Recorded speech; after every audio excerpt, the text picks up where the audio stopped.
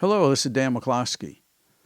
What you're about to hear is an interview with the legendary jazz drummer Billy Higgins. It was conducted in May of 1999 by Glen Alpert. Glen produced this program for his radio show, which was called Host of Jazz Connections. It was broadcast on radio station KRCB in Rohnert Park, California. Billy Higgins was an incredible drummer. I'll never forget the time I watched him in a trio setting with McCoy Tyner at Yoshi's Jazz Club in Oakland. The way that McCoy and Billy talked to each other musically, one answering the other and then moving the dialogue to an even higher level each time, it truly was an amazing thing to witness. Over the years, I've seen a lot of jazz musicians in live performance. I can't think of anybody who played with such intuition and with such joy as Billy Higgins. He always had a smile on his face. So here now is the interview by Glen Alpert with the great jazz drummer, Billy Higgins. I know a lot about music, but if you don't hear it, you can't play it. Yeah. Because there's not enough time to put it there without hearing it. You know, it's like, you can have preconceptions of how to do something. Then you can think of it as, well, I'm going to play an eighth note here, and I'm going to play. Stuff's going by too fast. You got to get inside there. Listen and use your ears and use your spirit, see.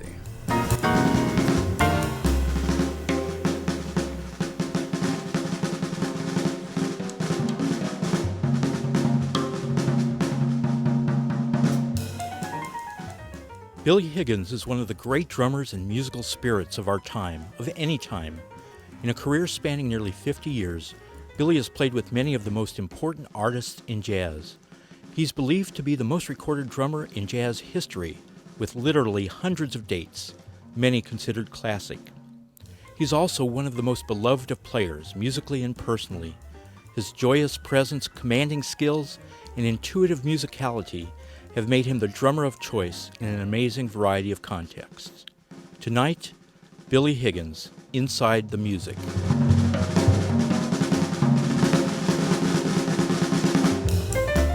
I'm Glen Alpert, host of Jazz Connections on KRCB. On a recent Sunday, I had the opportunity to spend time with Billy Higgins, soon to perform a rare solo concert at the Healdsburg Jazz Festival. Billy spoke of knowing that he was going to be a drummer at a very young age, and of some of his early professional experience, playing with rhythm and blues and gospel greats. Yeah, I played with Rosetta Tharpe and Brooke Benton at a club in Los Angeles called the Oasis. But at that time, it was all intertwined, you know, because Eric Dolphy had the band there that accompanied all the acts that came in. But at that time, you had to do a lot of different things just to get on the bandstand. So that rhythm and blues happened to be just that era. Now, to get a jazz gig, you had to be really good. Because guys was waiting in line, you know, for that really, you know. So I was just thankful to get on the bandstand and to be able to play, you know. Sometimes when you're learning things like that, it's a process. You know, it's when you're playing and you get servicing people. You know, a lot of times it was for dancing, but whatever it was good. Yeah. You know what I mean? Even for the dancing, you got to watch the dancers. You got to keep them like a balancing act. You had to have something for them and. You know, and then I always wanted to play just jazz, but then to get to the bandstand, you just couldn't always play jazz. But then in March of 1957, when he was only 20 years old, Billy Higgins made his recording debut with Red Mitchell, heard here doing Scrapple from the Apple.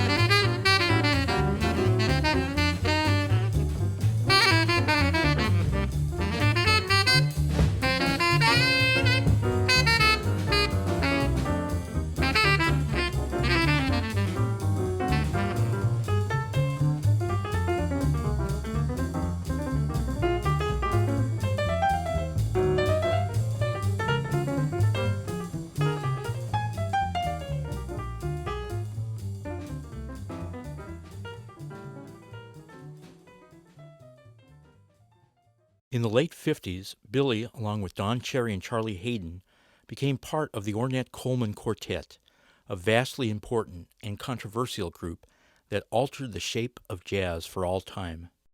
Originally, it was a bass player named Don Payne and Walter Norris, Ornette and Donald and myself. Mm-hmm. And before that, it was like James Clay and Donald and Ornette, because James was from Texas, and he knew Ornette. He kind of like introduced us to Ornette. Were you aware that that music had something different than... Oh, definitely. But at that time, I had the attitude that music was music.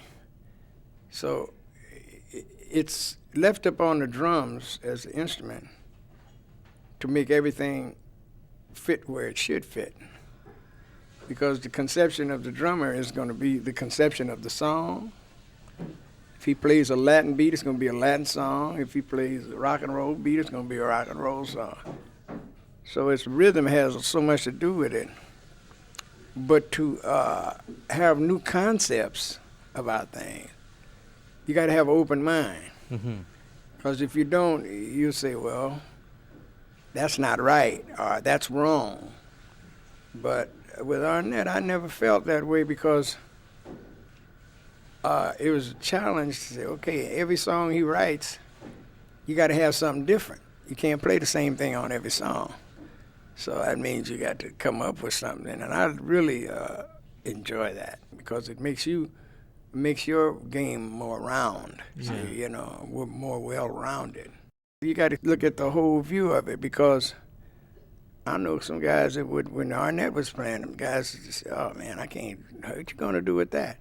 Yes, you can do something with that, but another person has to let you know that it's all right to do it. See, if, you know, like if somebody comes up to you and says, oh man, I got this great idea, I want you to check it out. And if you hear 5 or 6 bars of the song, then you say, oh no, man, that's not gonna work. Without looking farther into it, you know, or see what you can do with it.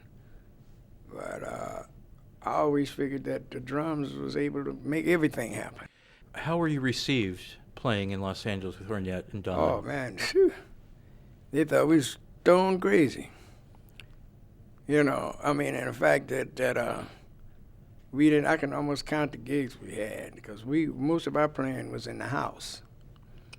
It wasn't in the clubs, you know, because we had a gig at the Hillcrest Club, and that wasn't one our gig, it was Paul Blade's gig, you know, so. And then we had a few other gigs here and there, but nothing where nobody thought we was that valid. Then going east is something else. Percy Heath had a lot to do with that, John Lewis. Nesh Vertigan from Atlantic Records. He got us a gig there at the Fire Spot, man. We stayed at the Fire Spot for 1 year. Yes, and opposite all the bands, Jazz Ted, Lou Donaldson, Randy West, and all those people, you know, and we stayed there, you know, and people started coming, and something like that is destined to happen, but you just got to go through the right avenues for it to be what it's supposed to be. And Ornette stuck to his guns. He didn't do something, you know, sometimes people do things just to make it hip, but it's gonna be hip. Yeah. You know what I'm saying? The hip stuff sometimes is stuff that's not of the ordinary. Because even when Charlie Parker was playing, his stuff, they said towards the end, he was strange. Trained the same way. Yeah. If you want to stand over there, stand over there, but don't be jiving. Don't get over there and you want to cross back over here and cross back over there, you know.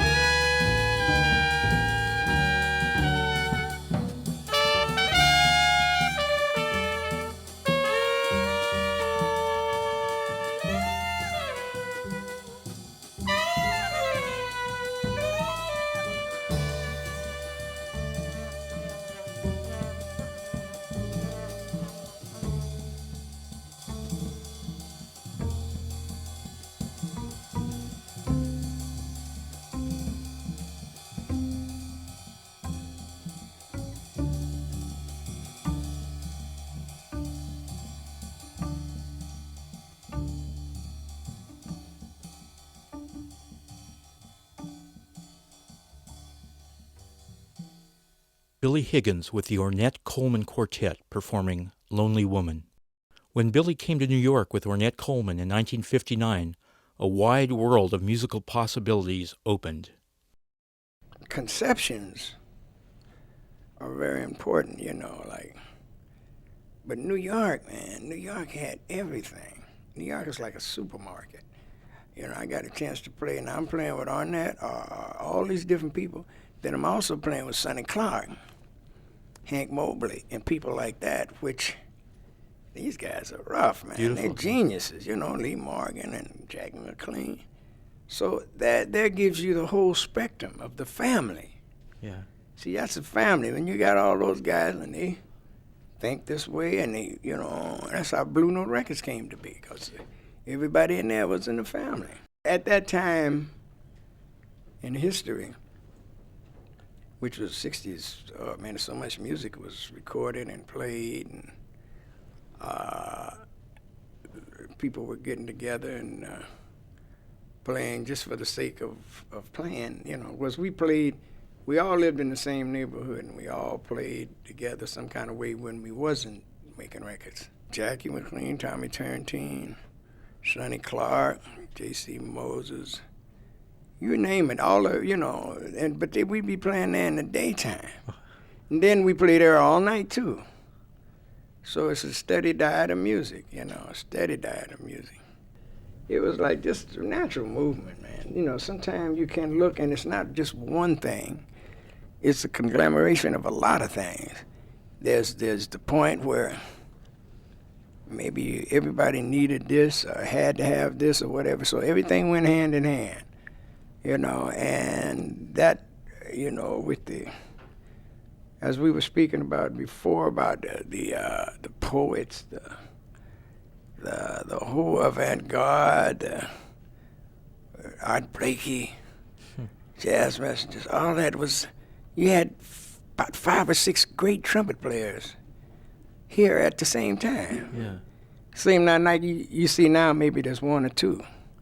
Then it was Kenny Dunn, there was Donald Byrd, there was Freddie Hubbard. Oh, man, you name Booker Little. Sure. All these people were here at the same time, so everybody kept everybody humble. There wasn't no stars, there's one guy, this guy could play, Miles, even with Miles and everything, there was people there that could stand up right beside him. So there was a community, a camaraderie amongst Definitely, the players big there. big camaraderie, and respect. Because I've seen Hank Mobley and John Coltrane have a conversation. It was heavy, but it was, oh man, the stuff you played here, and yeah, but Train, you played so and so and so. So I mean, it was like, there's so much really real camaraderie till it was, and we talking about genius stuff here.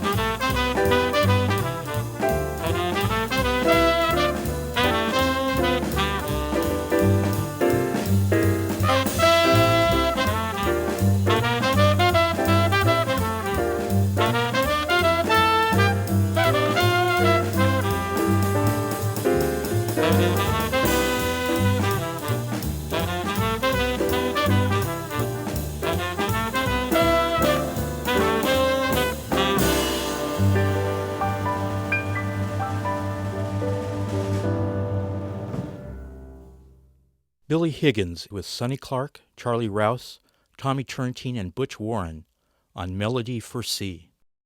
What did you learn from Thelonious Monk? Oh, I learned form and tempos, because the way he played was very loose and not that many notes. But if there were a lot of many notes, there was always space. He let you know that you don't have to fill up every space. Sometimes, people playing okay, but he'll suggest something, and then next thing you know, he breathes, and then he starts it again, and his music is, a lesson. That's his music is a lesson itself, just to play his music. Because you can be on playing and then be playing different stuff, and all of a sudden you play one of his songs, and it plays itself. It's not you got to do this with it that way. It's already laid out. So, that's a very strong influence.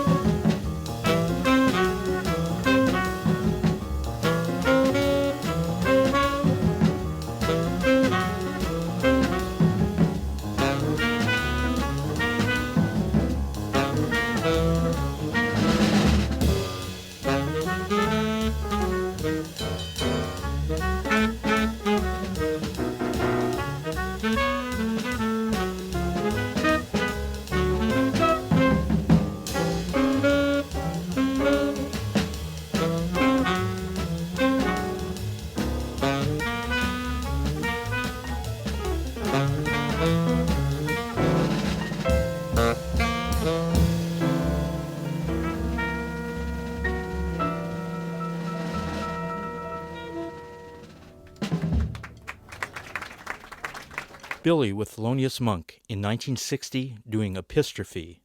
Billy played with the two most influential tenor sax players of the last half-century, Sonny Rollins and John Coltrane. Sonny Rollins is the epitome of bebop, with some other stuff too, but he had a thing about how he could start a groove playing, and all of a sudden it would automatically happen. Plus, I remember when I was younger, I'd learn all his solos on the drums and, just singing them, because the way he phrased, he would make a phrase,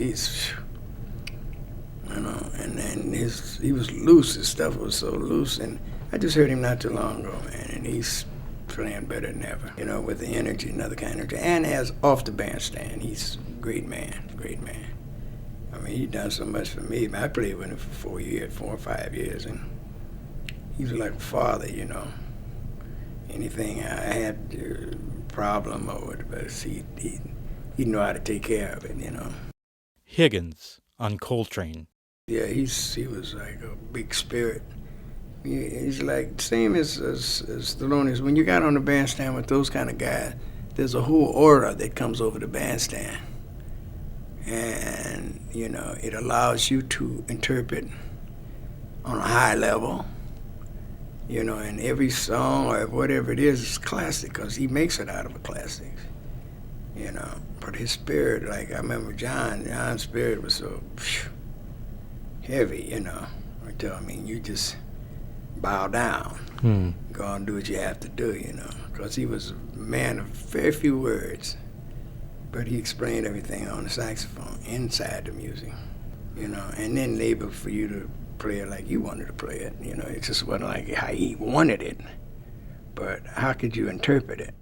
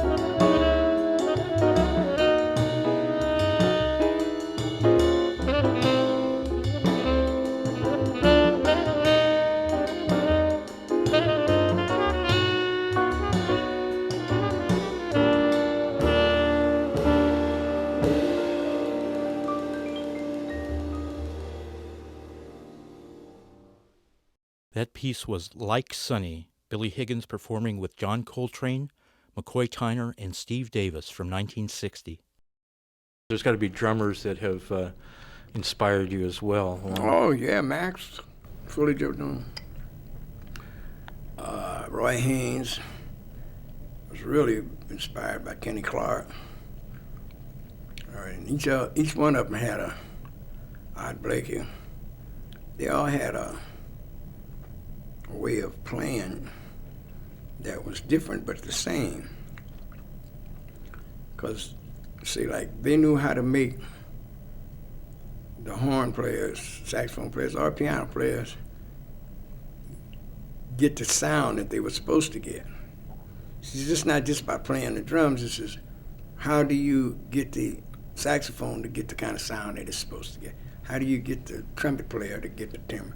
How do you make the piano player? These guys had all their Papa Joe Jones. That's what you do too. How do you do that? How do you? Man, listen. You gotta listen. You gotta listen. If a guy plays like I play for Dexter. Dexter plays behind the beat.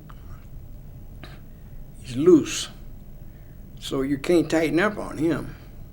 You got to keep your stuff loose. You know what I mean? And they give him a room, because he talks slow, but can play. You know what I mean? If you listen to John Coltrane, you can really tell you that he really listened to Dexter. Sure. You know what I'm saying? But everybody's got a different way of doing it, man. Some cats play on top of the beat, some play across the beat, some play in the beat. But it's all how you listen and respond. Yeah. And everybody can put you in a different situation if you listen and respond. Because it's not up to, you can't go with any forethought about what's happening. You got to get it as it comes.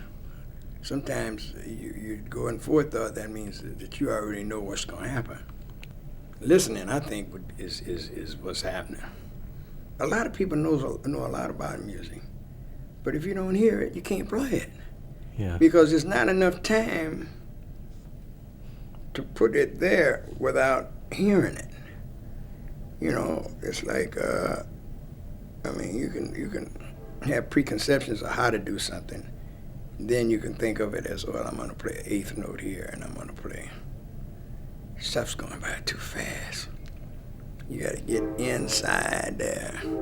Listen and use your ears and use your spirit, see.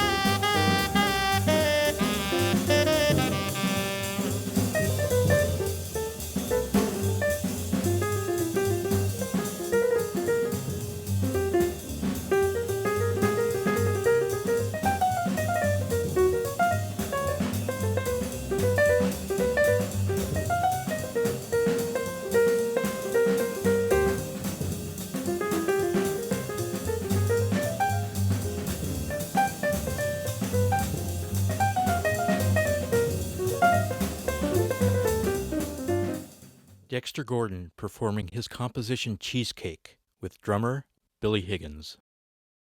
Along the way, you've picked up a guitar here. That's another thing to keep music in your head.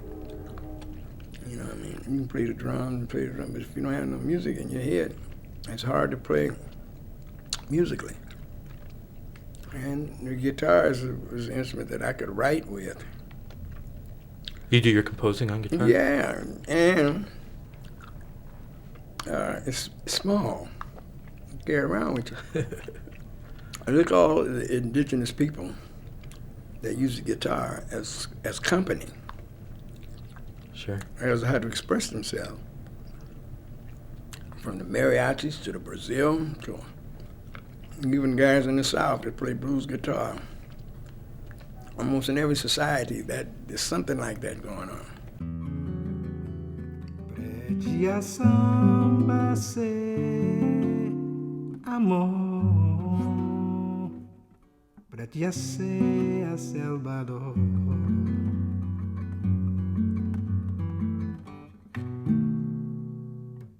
The samba jihad, pra din pra mas, pra ding ding ding ding ding ding ding pra mas, pra din pra mas.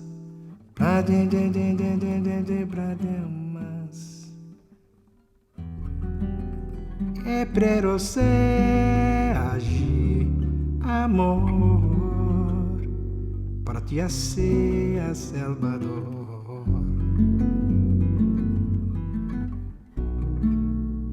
The samba de rap, mas.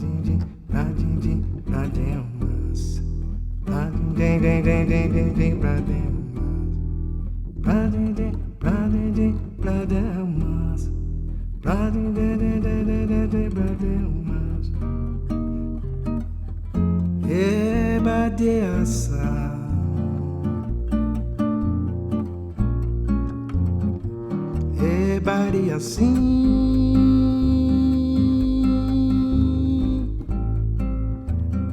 Ela me Salvador.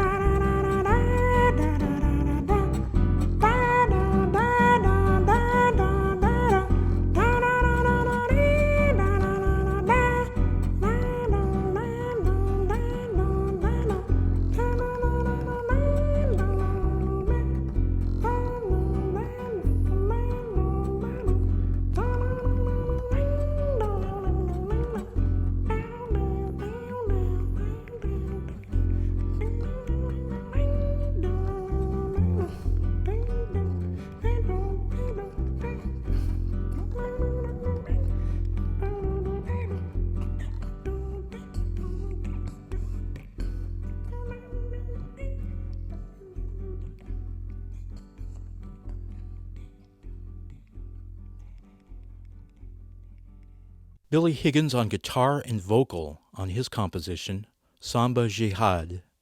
One of Billy's most productive and long-standing musical relationships is with pianist Cedar Walton.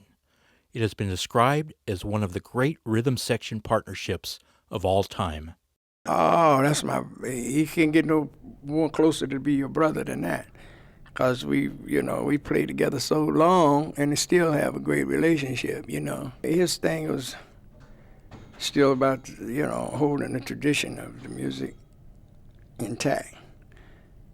We were working with Dizzy, and Dizzy happened to make this tour with, we had Timeless All-Stars, and Dizzy was an added attraction. And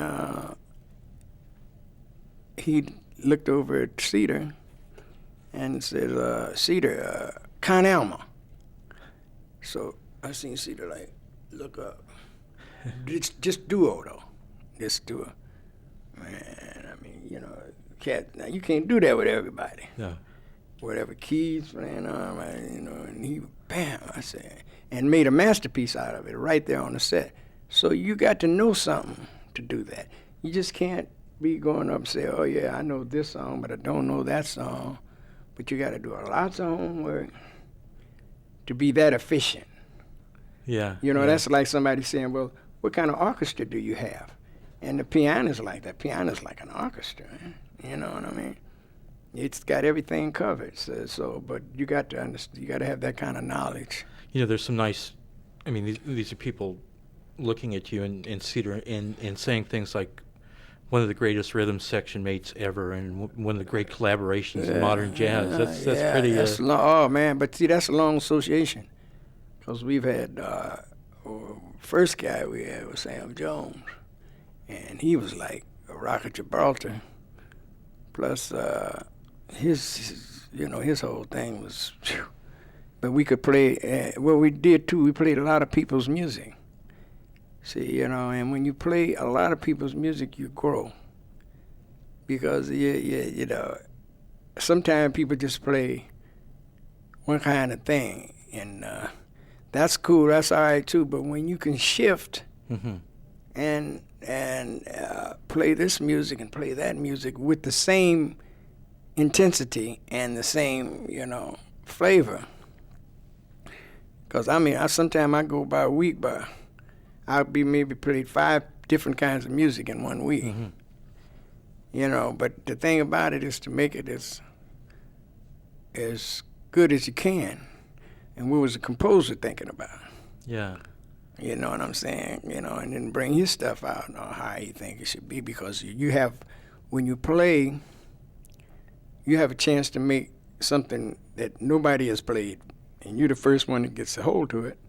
Well, that's a very heavy position, because it's like giving you a new child, and you got to raise this child in half an hour, and then it's going to be at the when it comes out, you say, oh man, that's a beautiful child. You ain't spend but about a half an hour with it.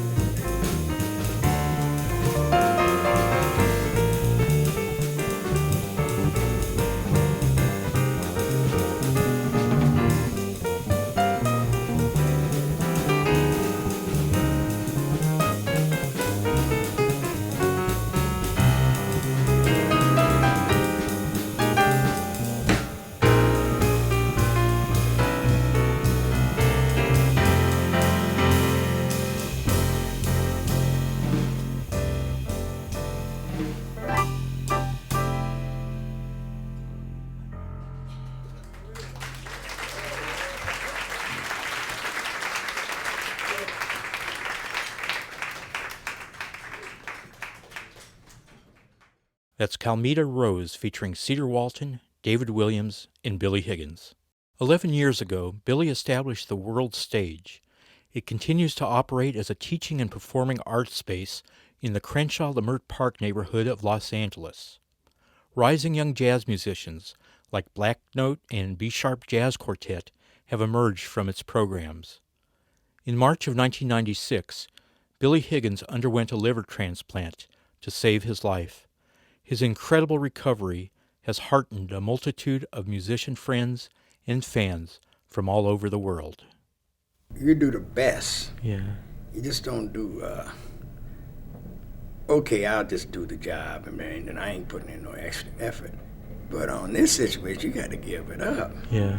Because playing music, you got people's feelings in your hands. You have a responsibility. If God give you a gift and you use it messed up, then it ain't no gift. But once you start learning how to do it where it benefits human beings and things like that, you got a reason for being here, So like I said, when you come back, you don't have to do this thing all over again. Yeah. But the thing about it is I've learned, those few traumatic things I've been through. If I don't know nothing but this, that the Creator keep you around if you're in service. When you stop being in service, what's the use of being? You're taking up space. You know what I'm saying? Or some kind of way you're in service, some kind of way. So when you find that out, and then you do the best you can do, that's all. And when it's time for you to unpack your bags, go. But it ain't because you don't know. Billy received an NEA Jazz Master Fellowship in 1997. He was honored in New York with the Newborn Award in 1998 and has been a faculty member in the UCLA Jazz Studies program. He has returned to a busy working schedule with the likes of Charles Lloyd, McCoy Tyner, and Cedar Walton. Billy Higgins speaks of approaching the drums from a more mental plane, and his playing is sounding better than ever. Smiling Billy, with grace and love, drums on. There's such thing as a spirit. The spirit has always been here. You see what I mean? It's still about the spirit and the spirit connection. So the unknown is wide. The known is the known. But it's just like the unknown is, that's infinity.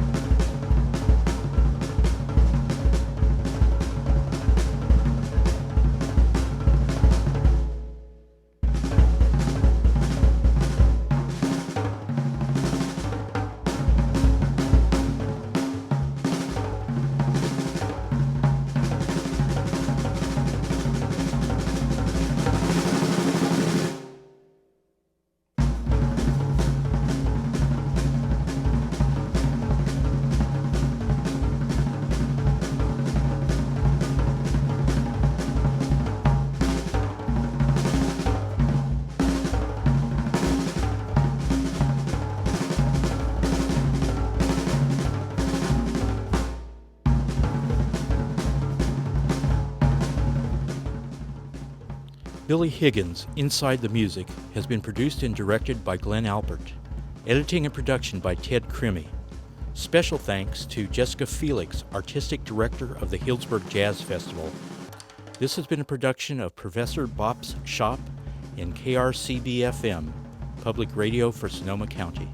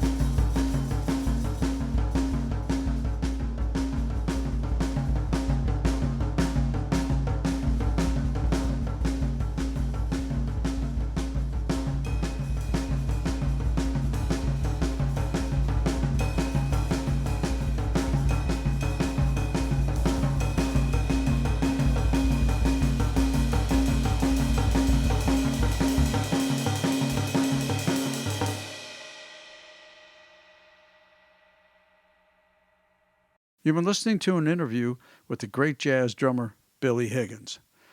The interview was conducted by Glen Alpert, who also produced the program. He was the host of Jazz Connections on radio station KRCB in Rohnert Park, California. The interview was done in May of 1999, and just about 2 years later, in 2001, Billy passed away of liver and kidney failure. In his lifetime, Billy recorded on over 700 records. He left us with an amazing legacy.